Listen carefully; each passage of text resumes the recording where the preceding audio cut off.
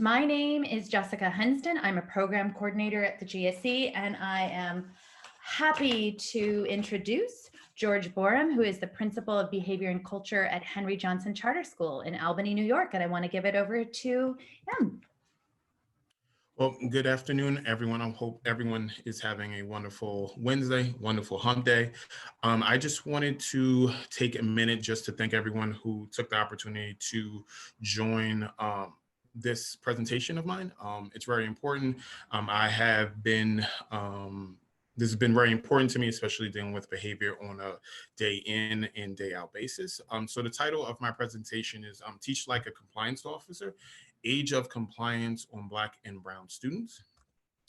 A little about myself before I get started. I was born in New York City, but raised in Belleville, New Jersey. So I am from New Jersey.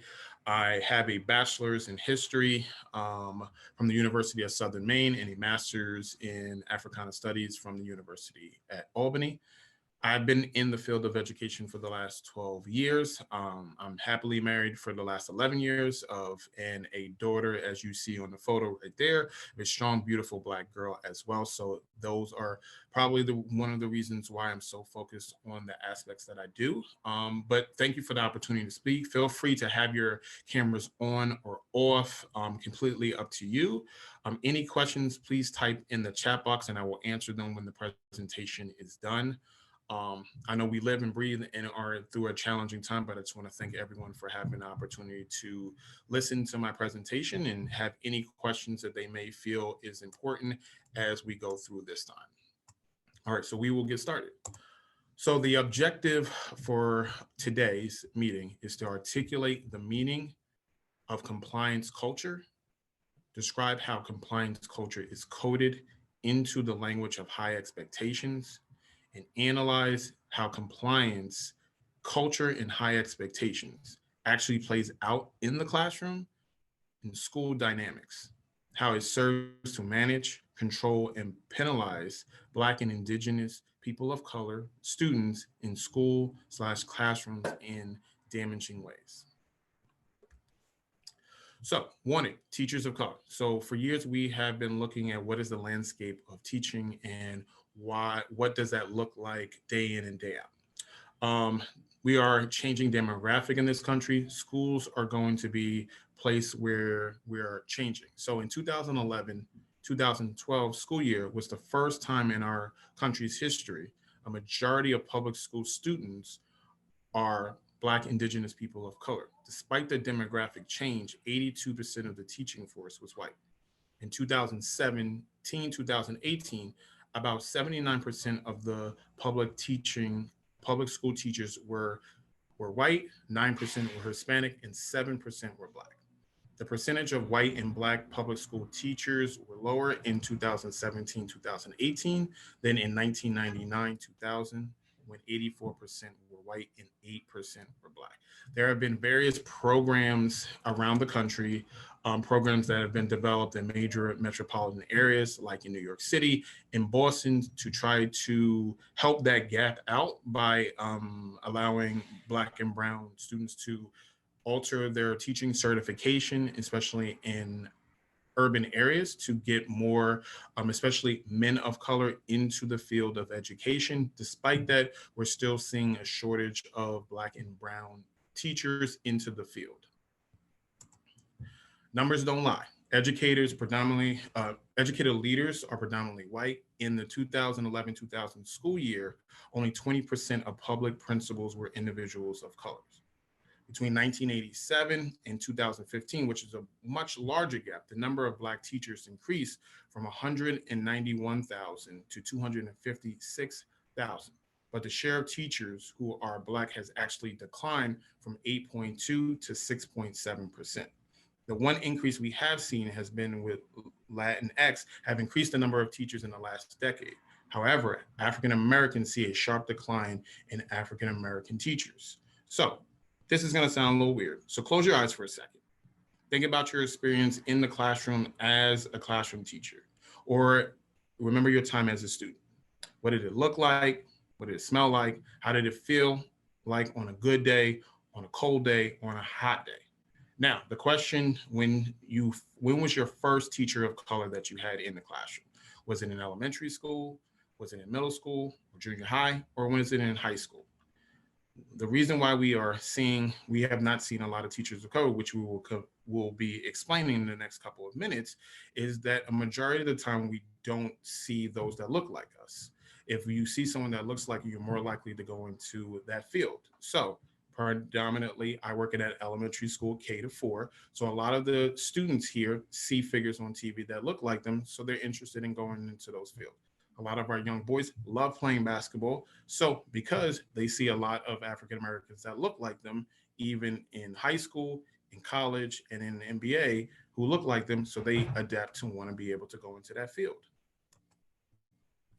Here's some of the reasons for the lack of Black, Indigenous people of color teachers that has been researched over the years.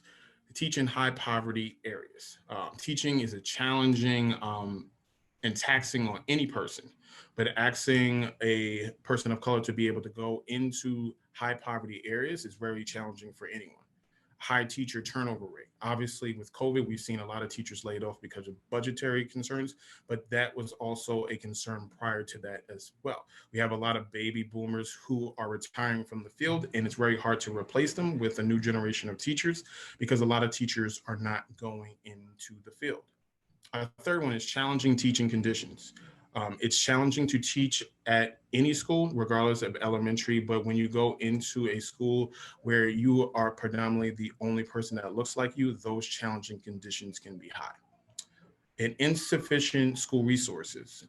Many schools are asking teachers to do more. The pay is less, the hours are long. A lot of people will say that teachers are oftentimes have summers off, but the amount of extra duties you are asked to do during day in and day out is a lot.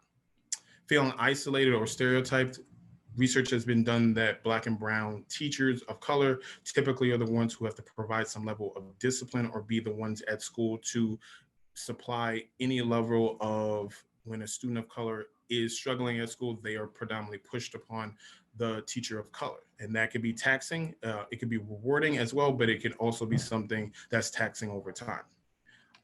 These reasons are legitimate for Black Indigenous people of color and explain some of the causes for the lack of teachers in the field. However, I'm about to go into something that is typically not spoken in regards into the field, and especially in charter schools where I predominantly teach at. And one thing we discuss is what is compliance culture? So compliance culture is strategies and policies urban schools implement daily to reduce Black Indigenous people of color's culture and identity to achieve obedience for academic success. We have established a culture of compliance in most urban schools for the last decade. So I'm saying starting back in about 2010 to the current day that we are currently in. We will look at what compliance culture has done in urban schools, where compliance is seen as a necessity for student success, safe school climate, and positive teacher mindset. We were provided a key manual for compliance culture since 2010. What we ask for Black Indigenous people of color to succeed in school lacks humanity at times, and we must look at compliance not as a theory or an idea, but how every day it is in practical use. We have adopted compliance as the primary pedagogy in urban schools for teachers and administrators. The formula today: compliance equals obedience equals academic success, which leads to high performing schools. One of the books that came out in 2010 has pushed that to the max. And one of the books that most educators have read and most educators use, especially in network schools, is this, Teach Like a Champion. Probably the most read book in the field of education in the last 10 years. The book came out in 2009. Could possibly be the reason we have seen a reduction in the number of teachers of color. This book has value for its strategies to provide classroom management strategies, but its real power, its most important power, is compliance. The 5 principles of classroom culture that Teach Like a Champion articulates in their books when they go over classroom culture. The first one is discipline, management, control, influence, and engagement. Nothing about relationship building, nothing about academic success, nothing about trauma that some urban schools are facing on a day in and day out. The first one is discipline, management, control, influence, and engagement. Influence and engagement should probably be at the top of that list, not discipline, management, or control. Take one of their key strategies that they often use: 100%. 100% is something that Teach Like a Champion has been using since '09 in most of their classrooms to make sure that every student is focused on what they're asked to do. So one of their techniques: make compliance visible. Ensure that students follow through on a request in an immediate and visible way by setting a standard that's more demanding than marginal compliance. Be judicious in what you ask for specifically, because it will uphold the standard of compliance. I did not make that up. That is completely inside their manual as a strategy. Make compliance visible is a strategy that they teach at their workshops that they do to teach teachers how to ensure that compliance is followed through. David M. Perry states a cult of compliance in which police demand instant compliance or feel free and unaccountable to respond with force. Obviously, we've seen in the last several months, and we've seen over the last decade and century, a level of compliance that we ask Black and Brown students to uphold on a day in and day out basis. I'm saying in the last 10 years, the reason why we've seen a decline in the number of teachers of color has been, majority of them have been in networks of schools or public schools that have pushed Teach Like a Champion strategies on them. So we have provided a level of trauma that we have leveled on our students, and they do not want to go into the field of teaching because of how their feelings towards Teach Like a Champion and having a level of compliance in the classroom and outside the classroom as well. So something else. So I will be 100% transparent. I was a Teach Like a Champion teacher for years in the classroom, then Teach Like a Champion dean. I was a principal I was a dean before I became principal, and I would do Teach Like a Champion. I would make sure my students walked on lines. I would make sure that everything was compliant and articulating, that's what I needed to be able to do. I drank the Kool-Aid, was part of the process to see students succeed that looked like me to succeed. I thought the idea of making sure that kids follow the expectations, follow the rules, was the only way that they could succeed, that was nothing else. And that sounds kind of tricky because that's exactly what you want students to be able to do. The only way Black and Indigenous people, students of color, could learn or succeed was being a teacher that stressed expectations, compliance, rules, and guidance. Before I became a teacher, it was important that I ensured that my class had high expectations, but most importantly, that I was good at classroom management. Being a teacher of color, as I was for 7 years before I became an administrator, it was vital that my classroom was the best in the classroom when it came to classroom management, because the stigma was, if you were an African-American teacher or a brown teacher of color and you did not have good classroom management, you were probably not a good teacher at school. That stigma probably continues on today and probably continued on from before. So I did not stress the idea of empathy with my students. As I have continued on into my profession in the last several years, I've tried to get out of that mindset and get teachers out of that mindset as well, to understand that we need to have a different pedagogy when we are dealing with all students, especially students of color in urban schools. Coded language. A common statement in education is all teachers have high expectations for their students. However, research shows that teacher expectation is based on teachers' race. White teachers have a lower expectations for Black, Indigenous students of color. That is not always the case, but research have shown when you look at expectations, the expectations is high, but it may be higher when you compare it with a Black teacher or a brown teacher, that the expectations may be high. How we go about introducing the expectations that we have in a classroom is very different. Urban schools stress making things simple for students, but we draw lines on the floor, but forget the lines students navigate on a daily basis in their neighborhoods. For years, we had red and blue lines in our hallway, so kids could know the difference between walking down the hallway to go to class and then walking back from it. But then we asked students to walk home and navigate their neighborhoods on a day in and day out basis. Our students know what neighborhoods not to go into. They know what stores not to go into. They know when to be in at night before they get in trouble, or what areas they should and should not be in. But at school, we draw lines on the floor to navigate, to let our students know how to walk up and down the hallways, regardless if it's a building with one floor or multiple floors in a building. Another thing is broken window theory is a criminology theory that states that visible signs of crime, antisocial behavior, and civil disorder creates an urban environment that encourages further crime and disorder, including serious crime. We've heard of broken window theory before. It was something that was well known in New York City in the early 90s, that think about it, if you have a car that's run down or beat up, or you have graffiti on a building, the idea is that if you don't deal with that small issue right there, it will lead to bigger issues. This is something we adopted in around 2009 to 2010. That if we don't sweat the details or sweat the small stuff, which a lot of teachers have heard, if you want your students to follow a specific order and complete the assignment a certain way, you have to create the perception of order. That's another technique from Teach Like a Champion.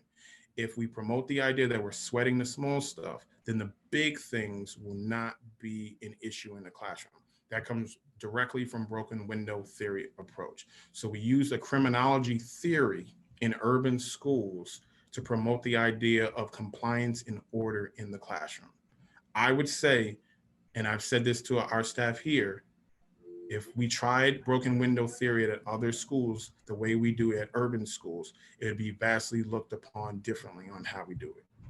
Black and brown students are looked at as older than they naturally are. I'm in a K-4 building, and there are often times when I have visitors that come observe our school who says that a third or fourth grader looks like they should be in middle school or high school.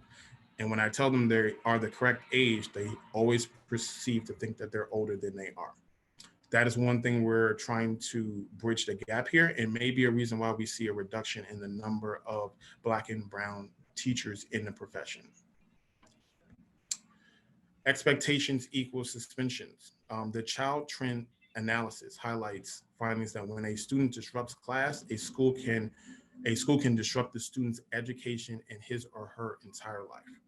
Research suggests suspensions, expulsions, arrests, referrals to law enforcement is associated with dropping out of school and going to jail. Black high school students were twice as likely, 12.8%, to be suspended as white 6.8%, or Hispanic 6.3% of high school students.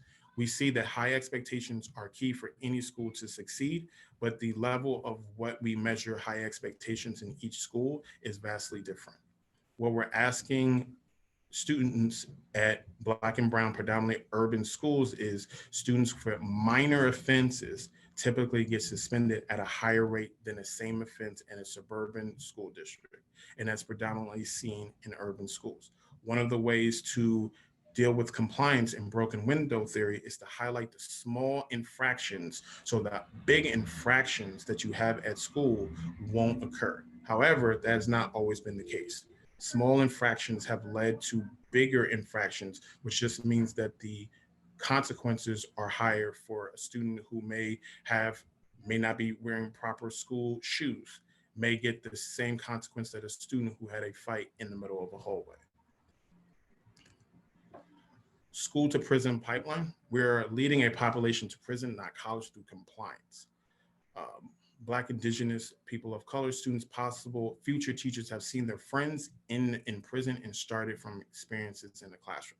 We have to understand that the experiences that other students who are trying to get into the field of teaching have seen their friends in classroom with teachers who are using compliance in the classroom that may not want them to lead into that field. Certain numbers are being tracked on a yearly basis, but what about the number of students removed from classroom on a daily basis that does not result in a suspension or a referral? That's the most important thing. There are a number of students who leave the classroom on a daily basis that does not have a referral, that's not being suspended. If I send a kid out of the classroom for disrupting or not complying with what I'm asking them to do in the classroom, that's not always being documented by schools, and that's not always being documented at the state, federal, or local level. So there's a number of students who will leave the classroom on a daily basis, but that they might not lead to a suspension, but they're out of the classroom because they're not complying with the simple directions that a teacher or an administrator is asking them to do. Order, structure, discipline. Nothing can stop the pace of the lesson or other students from learning. The most important thing is ensuring that the class still naturally flows without any disruption. So compliance is key for students to be able to learn. Michelle Alexander, in her book, Wave All Punitiveness That Washed Over the United States. With the rise of the drug war and the Get Tough movement really flooded our schools. Schools caught up in this maelstrom began viewing children as criminals or suspects rather than young people with an enormous amount of potential, struggling in their own ways and their difficult content to make it and hopefully thrive.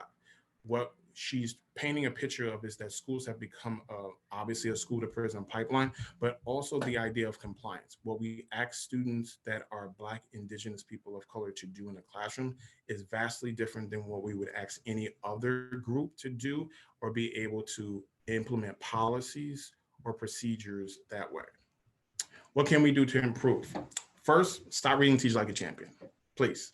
Put it away for a couple of minutes, put it away for a couple of months, put it away for a couple of hours, take the year off, and do not teach any strategies that come from that book.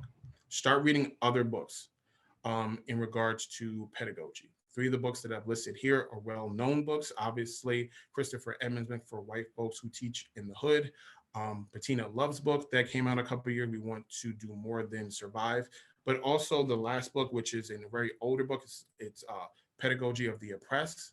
It's an excellent, excellent book. It has a whole section on it about education, and it has 10 rules showing the hierarchy or the power dynamics that's in the classroom between the teacher and the students. You could literally take what was written back in the 70s and apply it to how we go about in the classroom with students currently. Another thing that we are doing is understanding trauma is very, very important. The past 7 months has been traumatic on all students in the classroom, not just here. In Albany here, we have gone back to in-person and remote learning. We do a dual model here, but there's been a lot of trauma in our area. Just taking our area here in Albany, we've seen 138% increase in gang violence since we started the pandemic in March. That's the highest rate that this area has seen in probably 20 or 30 years. Understanding trauma is completely important. Provide schools with counselors and psychiatrists focused on issues related to the neighborhood. Trauma does not have a time frame when it will be solved or something that will be corrected. At times in school, we want to give a good example of when will a student get over whatever issues that they are dealing with in the classroom. And that's very, very important. But there is no time frame for when students will have the time to get over their trauma. We have trauma that lasts well into our 20s, our 30s, and our 40s that we are still dealing with from a child.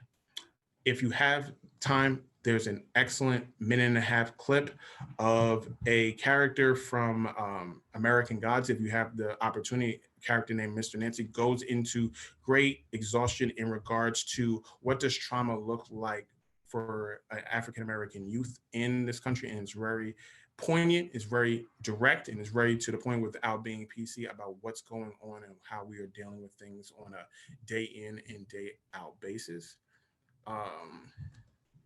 Change will come. Start a book club for all incoming and current teachers that you have.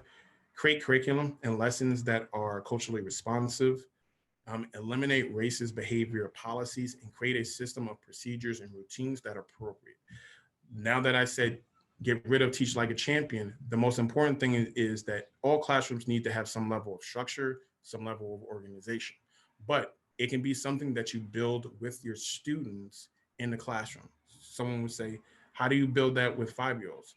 It's very simple. If you sit down and have a conversation with them about what they need to be able to do in the classroom to stay safe, make the class fun, make the class suitable and equitable for everyone, they can amaze you by what they can come up with on what they're supposed to be able to do.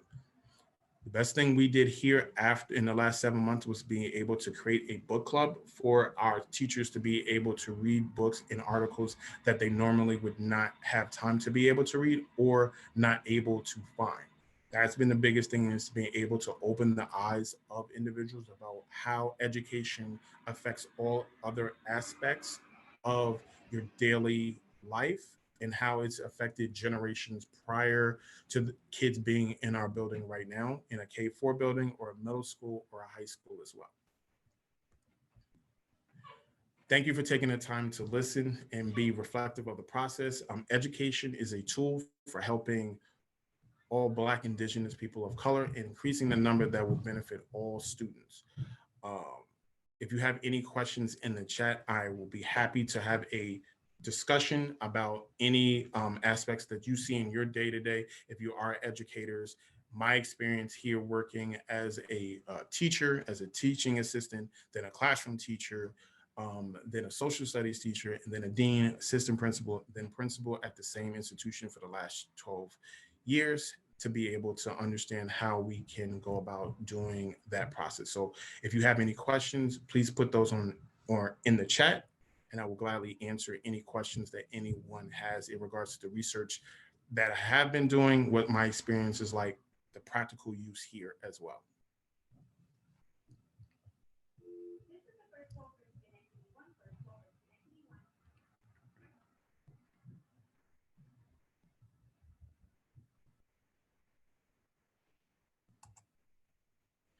Oh,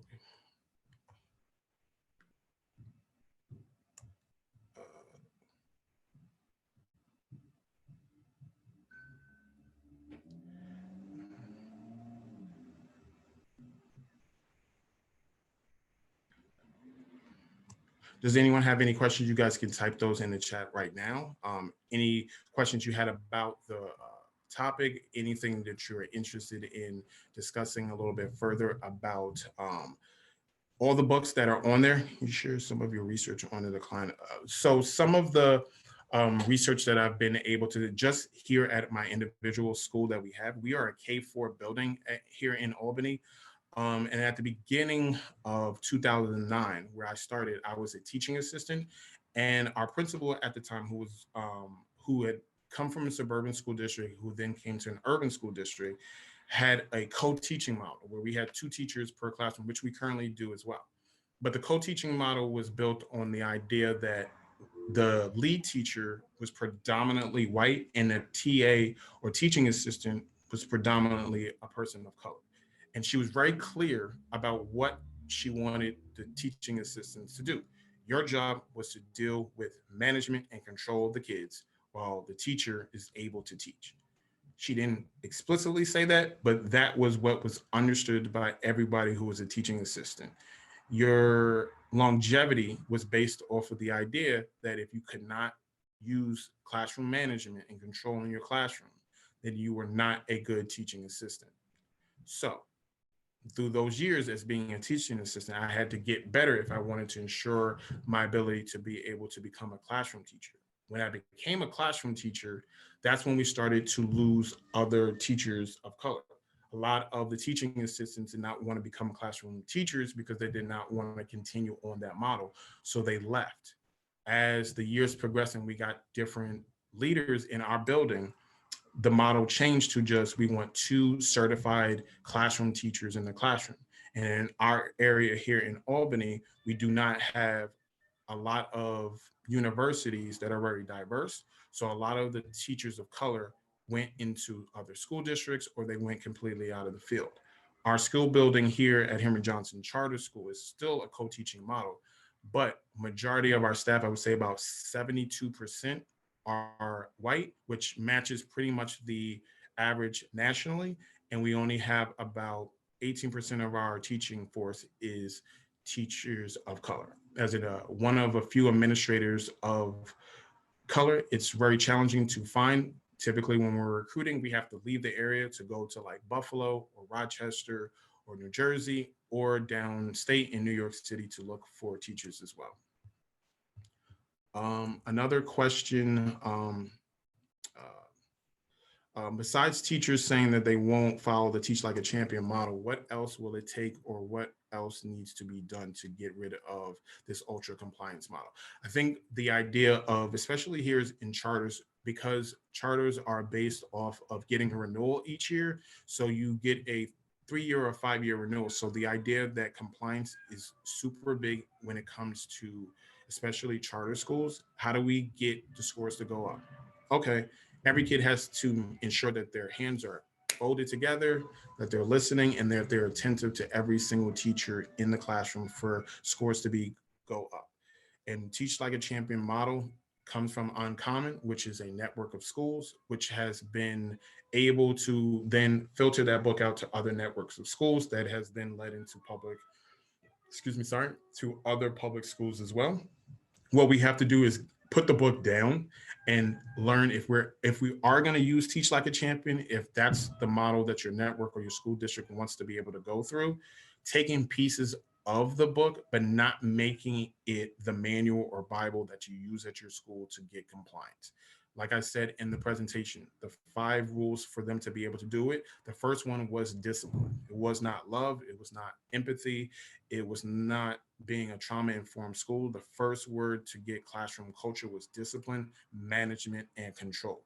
Those are words, if we were to use that today, especially in urban schools, in our urban communities, that would make most communities feel very unsafe.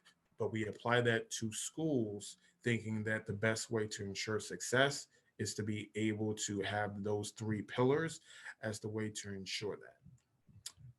Another question, trying to read these. Please share strategies for white faculty who need strategy to engage with students of color. The best thing that we do here, we have an hour of morning meeting every single morning that's led by obviously 72% of our teaching force is white. That's the best way to be able to get to know your students, is to be able to sit down and have conversations with them that's not geared around ELA, math, science, or social studies, being able to share your experiences, but being able to understand their experiences as well. Being able to pick up literature, understand culture, history, as well is very, very key. What sometimes being able to understand the history and culture is very important. I use an example every single time I do PD. I could not go teach at the Jewish Community Center that we have here in Albany without assuming as though I need to know something about the culture before I go there. So I don't say anything insulting. I don't do anything that's inappropriate to the culture or religion. That model needs to be shared here.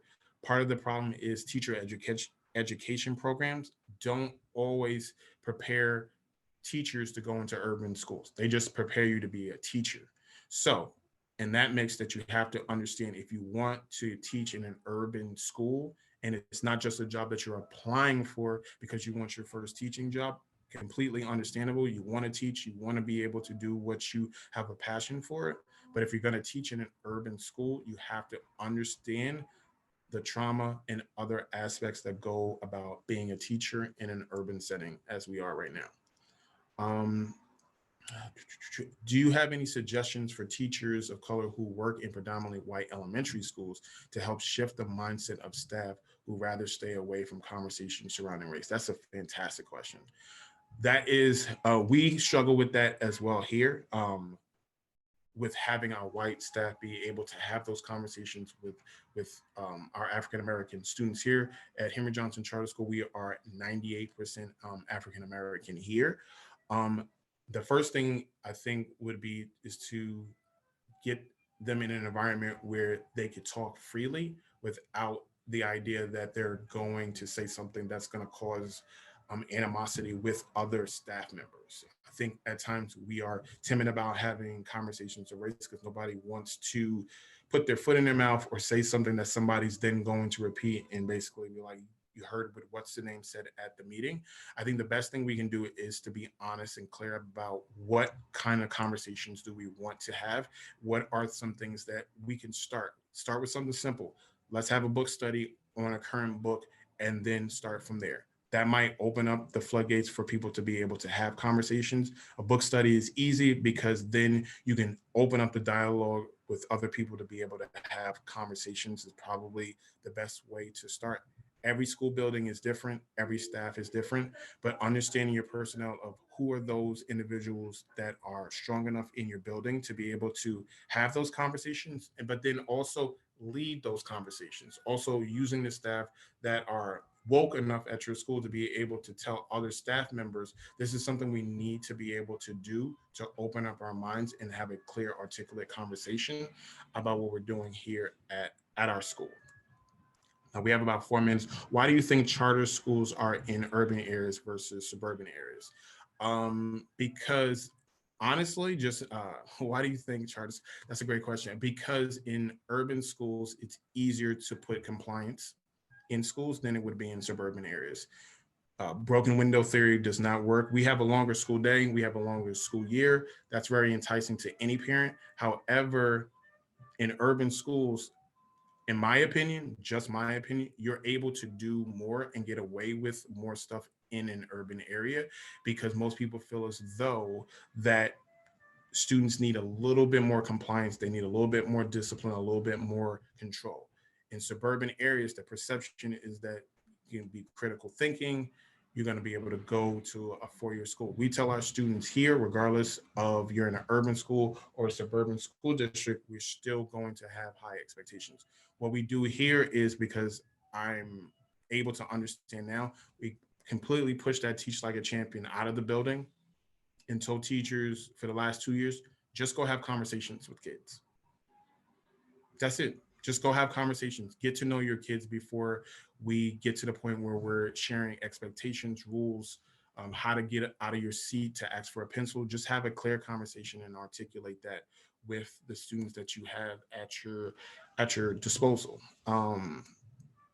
Another question: as an educator of color who works in a predominantly white elementary school, I found that modeling, connecting with colleagues to discuss strategies, experience. In addition, interclass collaboration provides opportunities for teachers to observe practice. That's a great point. That that's excellent to be able to connect with other teachers on staff. You could start an equity group at your school as well, which I see someone currently um, is doing. You can do that at any school just to be able to have conversations with staff and parents as well. It's very helpful to be able to tie the community in and get everyone together, especially at an urban school. Sometimes the idea is that parents aren't actively engaged in what their kids are doing, which is completely wrong. Parents are actively engaged. It's up to the school to get parents to be part of the school, and how you go about doing that is very, very key. If you're offering activities for parents who predominantly need childcare, it's probably wise to do that around having someone come in to provide childcare for parents.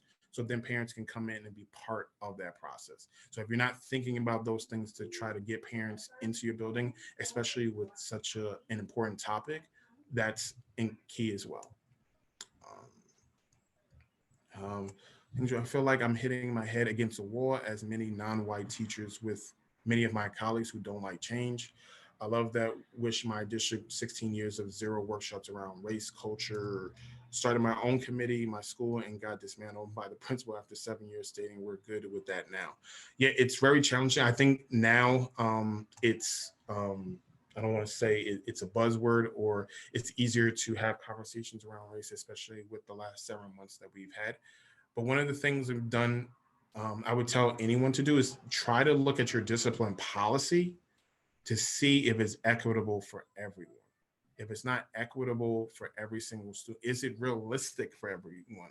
Is it age appropriate? Is it developmentally appropriate for every single student in your building to have the policy that you have? If you didn't have the policy in place, would your school dismantle tomorrow? I would say absolutely not. If we were to take away our discipline policy that we had here today at school, our school wouldn't go into the dumps tomorrow. It just wouldn't. Do we need to put some things in place to ensure that every kid is safe? Do we need to have a climate to make sure that every teacher feels safe, every student feels safe? Absolutely.